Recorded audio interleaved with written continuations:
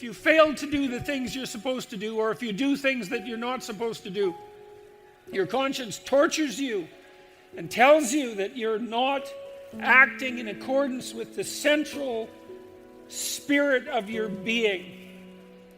And I'm attempting to explain to people that the West is predicated on the idea in some sense that we co-create reality as individuals, each of us, and that there's suffering to overcome and there's malevolence to constrain in your own heart and in the hearts of other people and in the social structures, and that if you don't stand up and adopt that responsibility, then you leave the world lesser and more cruel and harsh than it has to be.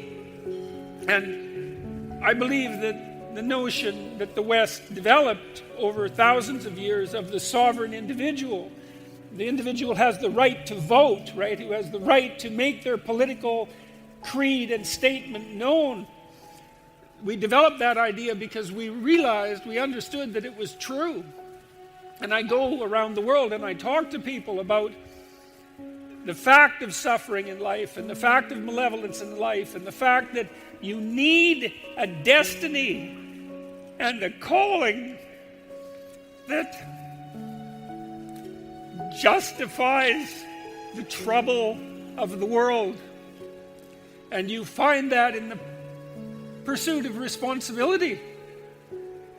And everyone understands that.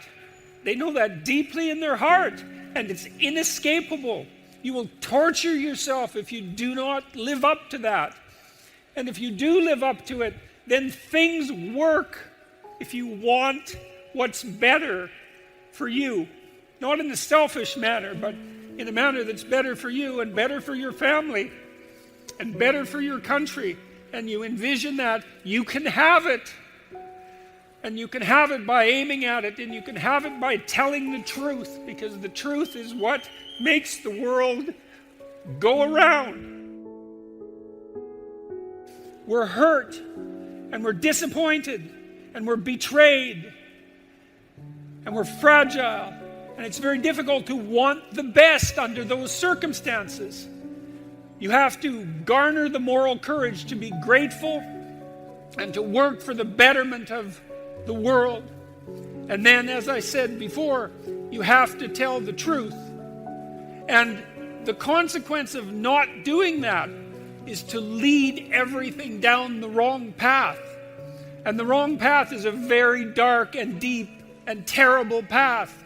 And so even if you can't believe in the good, which can be very difficult, I think you have to be historically ignorant beyond moral acceptability not to believe in the evil that you're capable of, and to do everything you possibly can to constrain that. And I do believe that that's within your power. I'm hoping we wake up. We don't repeat the crimes of the 20th century, and that we move properly into a future that's better and better for all of us. And I do believe that not only can we do that, that it's actually happening. If you look at the macroeconomic news around the world, things are getting better for people all over the world, everywhere, in the poorest countries, faster than they ever have in recorded history. And we have the opportunity to continue that and to make something magnificent of what we have in front of us. The rule is, be careful who you tell good news to. You want to tell good news to someone who's happy that something has worked out for you, who isn't contrasting it with something good that's happened to them, but who can look at you and think, thank God you're in a better position than you were, and more power to you.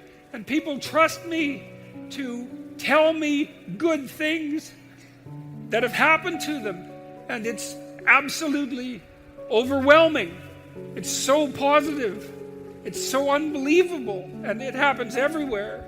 And it's extraordinarily heartening, but almost, in some sense, impossible to tolerate, because it took so little encouragement,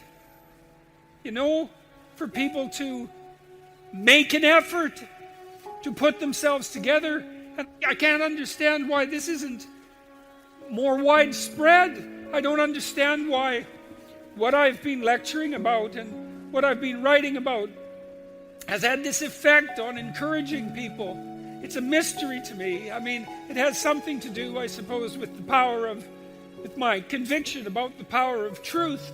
But it's so sad in some sense that there's so many thousands of people out there who are literally dying for a word of encouragement, for someone to tell them in some believable manner that there's far more to them than meets the eye, and that they're characteristic of great things. They have the capability of great things, and it's lying there in front of them in the form of the truth. And all they have to do is have the faith to implement that, and the courage, and then things start to straighten. And so that's treatment. If you love someone, you love a child, you love your sister or friend, you don't tell them to deal with the world in a deceitful manner. You don't tell them to lie to everyone that they meet and to do everything that they possibly can in the most crooked of possible manners. You encourage them to be who they could be and to take on the world forthrightly. And that works. And we all need to know that. And we all need to put the faith of our life in that, to bet our lives on it. You have to bet your life on something. You're always betting your life on something. You're always making a commitment to something. You make a commitment to the truth, and everything straightens out. We aim at the ideal, because what else are we going to aim at? And aiming at the ideal, that gives us the meaning of our life. And we need a meaning, because life is very difficult.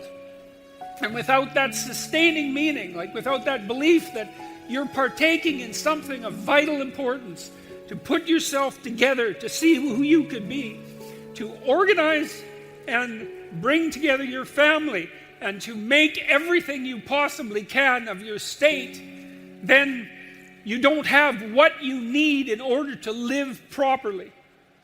And I've been telling people that everywhere in the world, and they're responding with exceptional positivity. And although the press is on my case very frequently, and in some sense I have a bad reputation because of it, my day-to-day life is not like that at all, because when I walk down the street, people approach me all the time, dozens of people a day, and they tell me very straightforwardly that their life was difficult, that they were in some small corner of hell, that they were not telling the truth, that they had no vision for their life, that they were nihilistic, that they were wasting their time, that they were hopeless, and that they developed some sort of overarching vision and started to tell the truth and to serve themselves as if they were valuable creatures and to make peace in their family and to work at their career or their job diligently and honestly, and that everything has become much better as a consequence.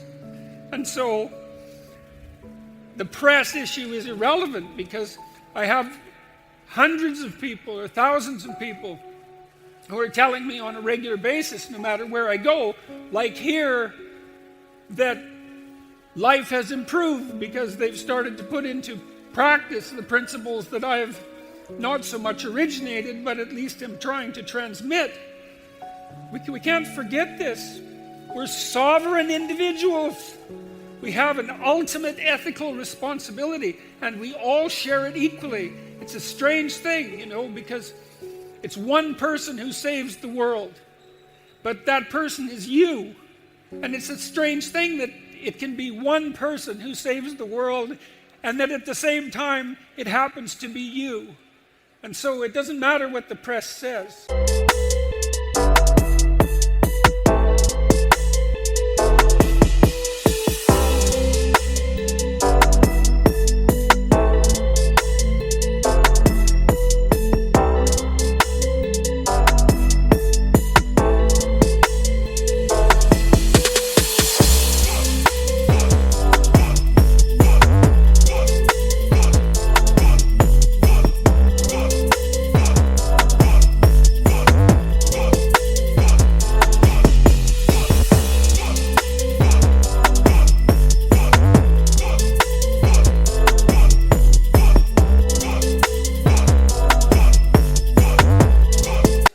matters to me is that there are more and more people who are doing what they can to grow up and to adopt responsibility for the suffering of the world and the malevolence of the world, and to set things straight and to learn that that's the essential core of their being, and to stand proudly and forthrightly and lay that claim out in the world.